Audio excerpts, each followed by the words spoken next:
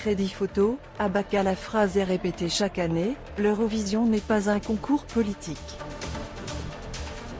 Pourtant, régulièrement, ce sont justement des polémiques d'ordre politique qui viennent perturber l'événement. On se souvient que l'édition 2019 avait fait beaucoup parler puisqu'elle se déroulait à Tel Aviv.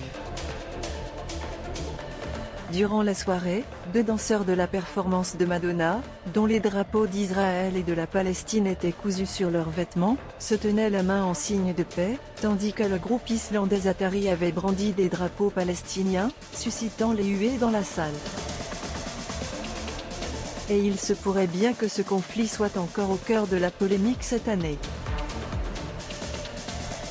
En effet, Israël vient d'annoncer sa participation à l'Eurovision 2024, qui se tiendra au mois de mai à Malmö, en Suède.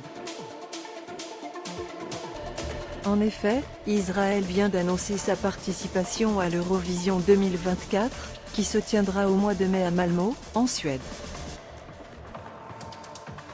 Le player Dailymotion est en train de se charger.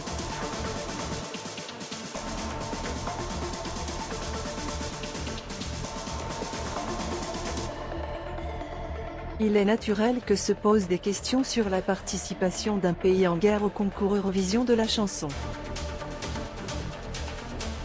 Il est naturel que se posent des questions sur la participation d'un pays en guerre au concours Eurovision de la chanson.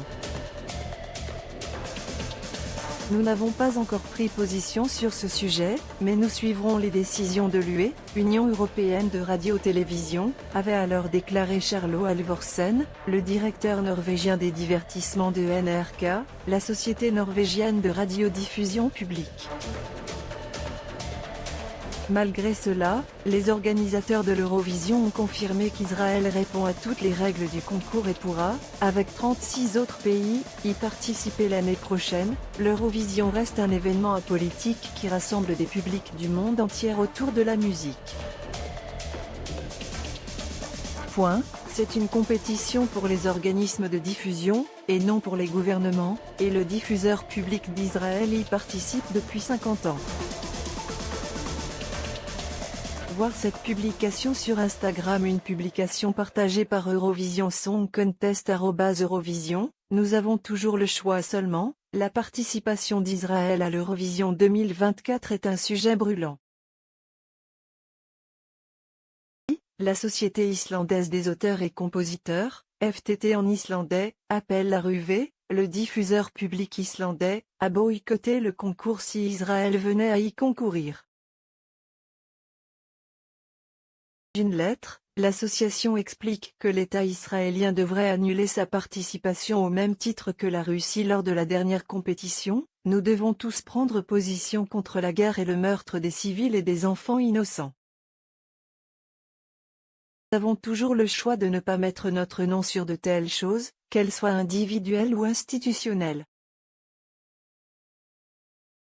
Nous devons aux nations qui agissent avec la force militaire de ne pas partager avec elles un événement toujours caractérisé par la joie et l'optimisme. Malgré ses premières critiques, la participation d'Israël à l'édition 2024 de l'Eurovision depuis la Suède est donc confirmée, quelques mois après la 3e place de Noah Kirel avec sa chanson Unicorn. Donc, sans que le chanteur ni la chanson ne soient connus. Israël pourrait ainsi connaître une situation similaire à l'Ukraine, qui avait remporté l'Eurovision 2022 avec un record de 631 points. À titre d'information, le titre Mon amour de Slimane est actuel 6e des pronostics pour la guerre contre la Russie.